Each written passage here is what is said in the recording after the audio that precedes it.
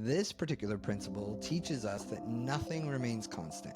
And when we understand this, we can learn to ride the waves of life with more ease and acceptance. Today, we'll explore how the law of rhythm shows up in nature, in our personal lives, and how embracing it can help us navigate life's ups and downs with grace. So let's dive into this together. Everything flows out and in. Everything has its tides. All things rise and fall. The pendulum swing manifests in everything. The Kabbalion. Welcome back, nomads. In our last episode, we explored the law of polarity, how opposites like light and dark, joy and sorrow, play essential roles in our growth. Today, we're moving deeper into another powerful principle, the law of rhythm. Rhythm is the natural flow of life. Everything moves in cycles. Seasons change, tides rise and fall. Even the waxing and the waning of the moon influence the energy around us. This principle teaches us that nothing remains constant. And when we understand this, we can learn to ride the waves of life with more ease and acceptance. I think one of the times when I learned this law the greatest was when I did a meditation retreat in Vermont. I signed up for this Art Dothan, and we were meditating 6 to 8 hours a day. But the greatest lesson that I learned from this was impermanence. I remember our teachers, our guides telling us, if you can embrace impermanence, you can end your suffering. And that's always stuck with me because impermanence is everything changes, always. Nothing stays exactly the same. And that's how this law is tying into that. When you understand that, then you can start to ride the waves of change. That's the law of rhythm. So instead of resisting the lows, we can flow with them, knowing that a high will follow. And when we're in a high, we can appreciate it fully, knowing it's part of the natural rhythm and a low is probably soon to come. Today, we're going to explore this law of rhythm and how it shows up in nature, in our personal lives, and how embracing it can help us navigate life's ups and downs with grace and ease. So the law of rhythm tells us that everything in life has a flow, a cycle, or a pendulum swing. Whether it's the shifting winds of a storm or the quiet pulse of the earth as it rotates, everything rises and falls. Even in our personal lives, we go through periods of high energy and motivation, followed by times of rest and introspection. We've all experienced these cycles, whether we're conscious of them or not. Think of your own life. Moments of inspiration followed by moments of retreat. Times when everything felt aligned and others when nothing seemed to move forward. That's the rhythm of life. What's key here is understanding that we can't control these cycles, but we can learn how to flow with them. Often we resist the lows, times of rest, quiet, and introspection, because we think we should always be productive or at top of our game. Society tells us hustle, hustle, hustle, grind, grind, grind. There's no time for rest, no rest for the weary, right? It's told to us nonstop. But the law of rhythm reminds us that these slower periods are just as valuable as the high energy ones. They give us time to recharge, reflect, and prepare for that next rise. Rest is just as essential as the high energy motivation times. Yet we judge ourselves because of it. We'll even sometimes call ourselves lazy or put ourselves down because we're allowing ourselves to rest. Yet if you look out in nature, everything rests. Why should we be different? So let's take the migration patterns of birds as a natural example. Birds migrate based on the rhythm of the seasons, moving from one region to another in search for food, warmth, and breeding grounds. Their migration isn't rushed. It's a natural rhythm. It's a rhythmic flow based on survival and growth. There's a time to fly and there's a time to rest. The same is true in our lives. Recognizing when to move and when to pause can help us align with what rhythm we're naturally in. You might notice that rhythm is something as simple as the ocean tides. The waves roll in and then they recede. It's a constant flow. And we're not standing there trying to push them back, which would be kind of silly and funny to see, right? We just accept that they flow and adjust accordingly. Imagine if we did that for our lives. Think about it. What could shift if we stopped resisting and started flowing? I'll give you a minute to pause and think about that. For a long time, I used to resist the quieter moments in my life. I was an extrovert at the time. I was always out doing something. Sometimes I was working 3 jobs just because I could. I was always focused on being productive, on making progress. But after my injury, I had no choice but to slow down. My body could not keep up with my mind's desire to keep pushing forward. At first, I fought it hard, and I didn't want to accept that I needed the time to rest and heal. I even called my speech therapist and said to her, "How do I multitask now?" And she laughed at me.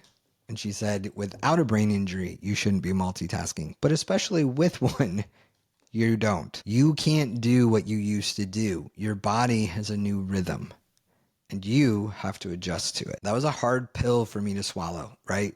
And yet she's the expert. I should listen to her. She had guided me to take moments of rest, of just quiet, of just going in a room away from any stimulation and just allowing myself to be. And it didn't have to be for very long.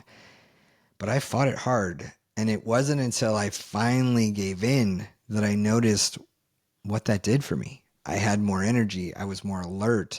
I could actually be present and awake more than I was if I was forcing my brain and my body to do things that it couldn't do. So the more I dove into these hermetic principles, the more I realized, wow, this was the actual law of rhythm at work. My body and mind were in a cycle of healing, and no amount of forcing was going to change that. So once I accepted that, I started to appreciate my slower periods.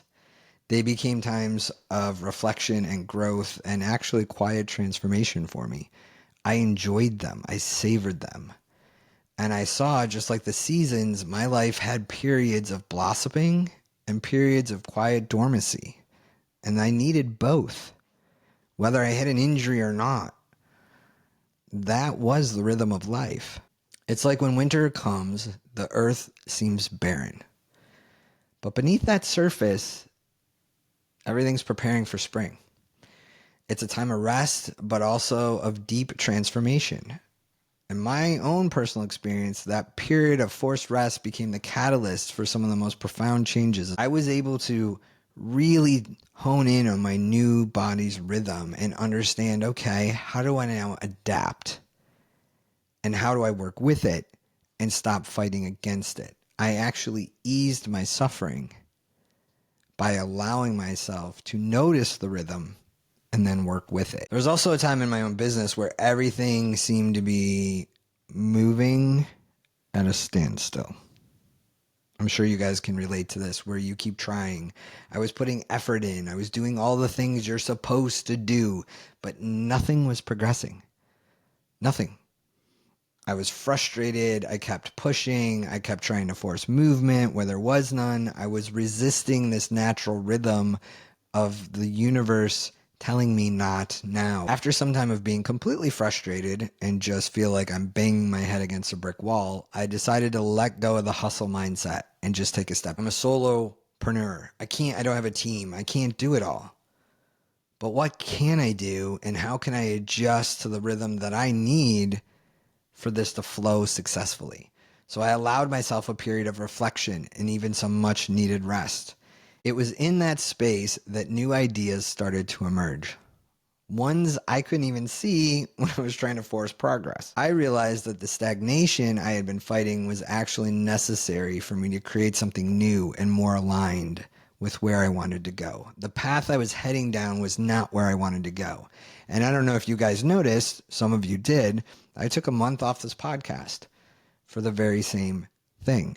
I completed season 1, and I needed time to rest and reflect and see, where did I want to take season 2? How could I bring greater ideas and insights to you guys? How could I serve better? That month was needed for me to gain clarity and reflect on things that worked and didn't work and where I really wanted to go. And the path I was on was not where I wanted to go.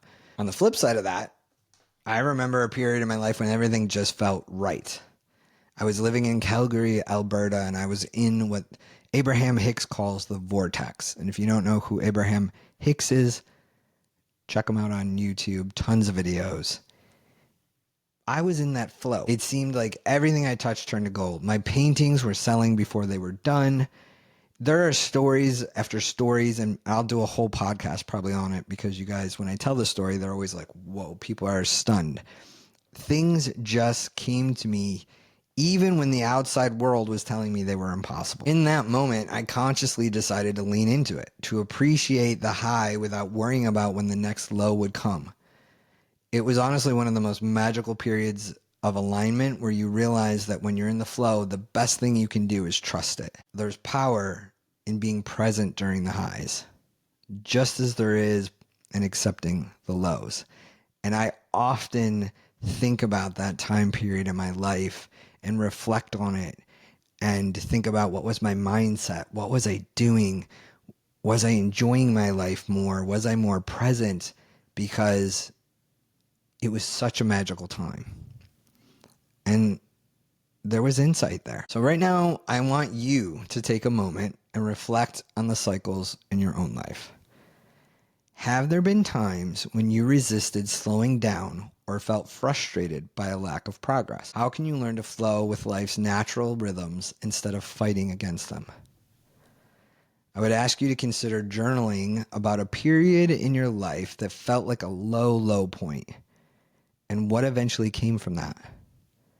I understand not everybody loves to journal, and you don't necessarily have to. Take a cup of tea or coffee or your favorite drink and go sit on your porch or sit outside and just think about it and reflect. What did you learn from that? What did it teach you? What new insights did you gain from it?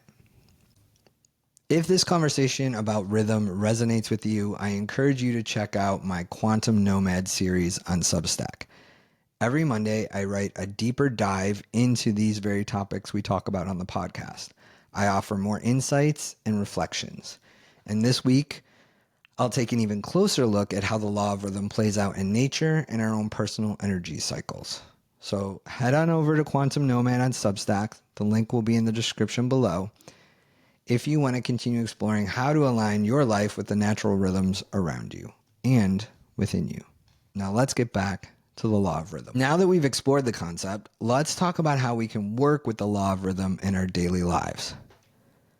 Number one, honor the cycles.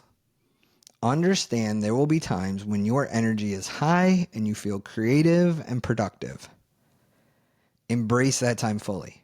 Do all the things you want to do, but also honor the moments when your energy is low and you need rest. Don't push yourself to always be on. I can't stress this enough, because you really will miss out on inspiration, insights, clarity if you don't allow that time of rest. They work together, like the law of polarity, which we discussed in a previous podcast, which you can also find in this series. Number two, track your own rhythms. Yep, that's a thing. Pay attention to your personal cycles. Some people feel more energized in the morning. I'm one of them. While others hit their stride in the afternoon or even late evening. Recognize when you're in flow state and when you need to step back. You might find that your energy aligns with larger cycles like the moon phases or seasons. I know when full moons are around, I get very tired. So I don't try to do anything too energetic or push big projects around the full moon, because I'm typically exhausted. Other people get energized by them. So take notice of your own personal cycles. Are you better in the morning, afternoon, or evening? And then bigger cycles. Are you more tired around the full moon? Are you more excited? Even the seasons. Some people are super productive in winter and not so much in summer. Some, they flip it.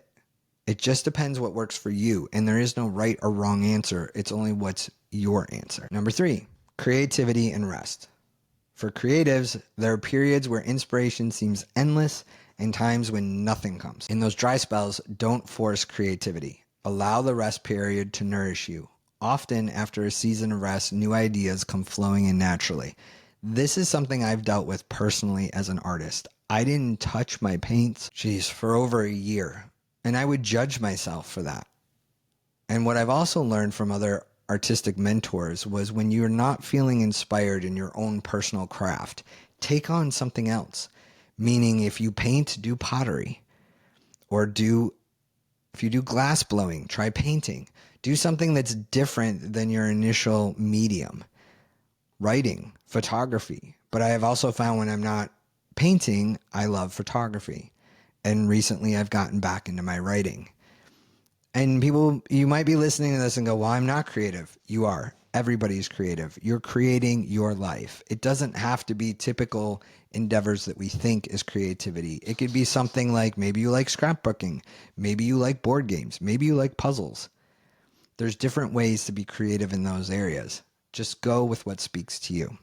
But understand, again, you're not always going to be on. Number 4, relationships. Relationships have their own rhythms too. Sometimes you feel deeply connected, and other time there's space or distance. Recognizing the natural ebb and flow in relationships can ease unnecessary tension.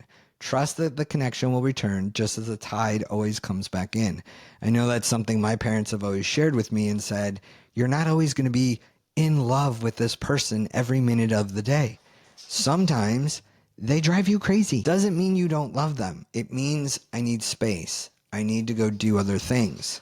And other times, they're the only person you want to be around. So of course, that's natural, but we judge that based on thinking, well, they don't love me or they don't want to be with me. That's not true. And it's key to understanding cycles show up in relationships in ways that we don't see them. We judge them. So I would really ask you to take a step back and look at that and go, is my relationship maybe just in a cycle, a rhythm? And right now we need more time apart than we do together. And number 5, nature support. Spend more time in nature, observing the cycles around you. You can step in your backyard and simply observe the plants, the animals, the weather. Look at the cycles that are literally right around you that you don't even pay attention to. Those will help you to find your own rhythm, because connecting with nature just has a way of helping us to ground and become more clear. And so when you can connect with that, you can connect with yourself. So the turtle's migration is a perfect example of trusting the rhythm of nature. They travel across vast oceans and return to beaches where they were born, following the invisible rhythm of the earth. Their journey isn't rushed, and it follows the flow of the ocean and the seasons. You can apply this to your own life by noticing when you're naturally drawn towards certain activities. Is it time for creation, or are you needing rest? Listen to your body and mind. These are the guides to your own personal rhythm. I know for me, I've been really trying to listen to my body more, mainly around food. How do I feel before I eat? How do I feel after I eat something? How is that affecting me? We are such creatures of habit that we very rarely check in to our normal body's rhythm. We don't even ask. We just assume, oh, well, this happened. But maybe it was a food. Maybe it was the time of day you're eating. Maybe it's the lack of exercise. Your body is always speaking to you. The question is, are you listening? Rhythm teaches us how to flow with life. But what happens when we want to consciously create change? In the next episode, we'll dive into the law of cause and effect, the principle that shows us how every action creates a ripple in our lives. If you've ever wondered why certain patterns or results keep showing up, or how to create meaningful shifts in your life, this principle holds the key. We'll break down how to take aligned action and the impact it has on the outcomes you see. Make sure to subscribe and hit that notification bell so you get notified when the next episode drops. You're not going to want to miss it. And until next time, stay aligned, stay present, and keep creating.